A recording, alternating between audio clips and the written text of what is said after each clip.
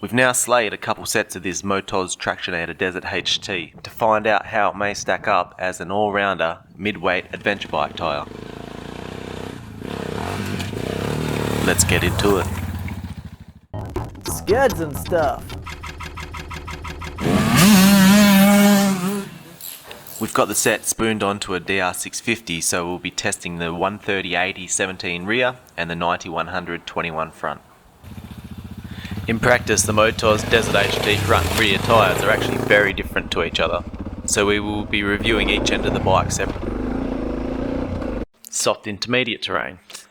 Now, Motoz places this tyre as a 90% hard, 10% soft terrain tyre. I'm going to have to disagree on that one, at least for the rear tyre. With its directional pattern, it really comes into its own as far as adventure tyres go, scooping out a confident straight line drive, and it has enough depth to the knobs to corner well in these sand to soft terrain situations. Intermediate hard. With the ground getting firmer, like riding gravel or the loose rock or along powerline tracks, the rear got this floaty feeling as if the tyre was flat. The profile of the tyre means there's never really enough rubber contacting the ground when there's a hard base.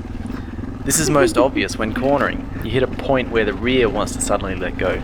Also, a couple of the initial rocky rides saw some substantial chipping, chunking from the knobs and a little cracking at the base, but thankfully neither of these problems ever really got worse. This is the rear with 300 kilometers on it. On the road. These are obviously not a street tyre, but for being an adventure bike, you want to at least feel comfortable on the road. This is accomplished. Like, see, we can still flog this fella. Yeah, bitch, that's right. How do you like me now? Where was I? Oh yeah. This is accomplished, but for two caveats. In the wet, you want to be careful with your right hand.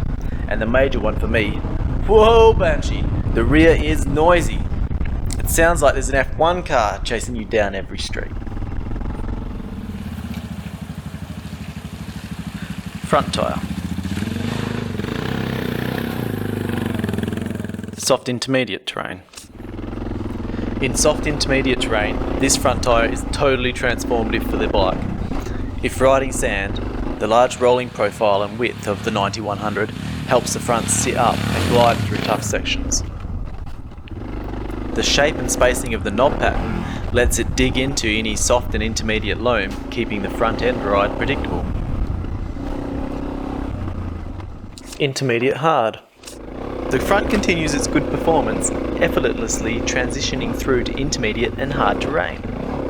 Again, with the large rolling diameter, it helps smooth out rocky tracks, and the profile of the tyre hits the sweet spot to keep rubber on the ground when cornering on hardpack, and even, as much as you could hope, a loose top solid base road like gravel. You may find you like to drop the fork through the triple plants a few millimetre to compensate for the extra beef up front. On the road. Again, this front tyre continues to impress. With the wide base of the knob design, they found the cheat code for keeping a dirt-oriented design reasonably stable on the road.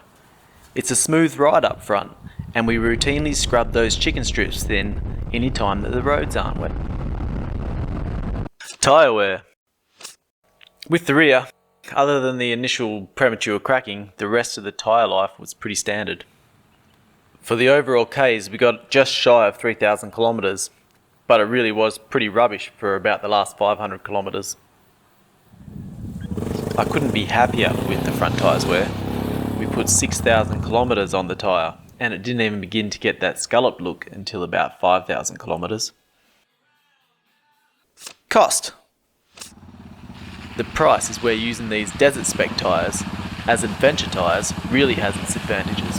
You'll be looking at right around $140 for the rear tyre, and the front really comes into its own for value at about $110 a pop.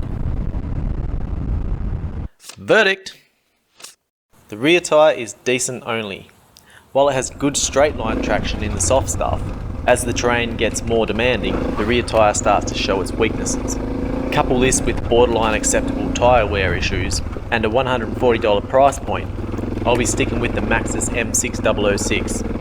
3 out of 5 stars.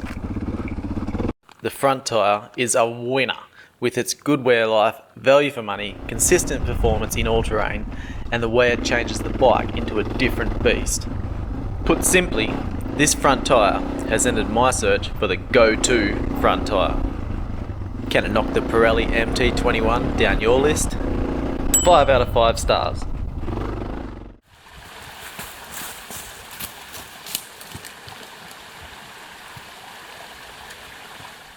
If you like the video, let us know by smashing that like button. It's the little thumb down the bottom of the video. Subscribe to the page for more vids. Peace!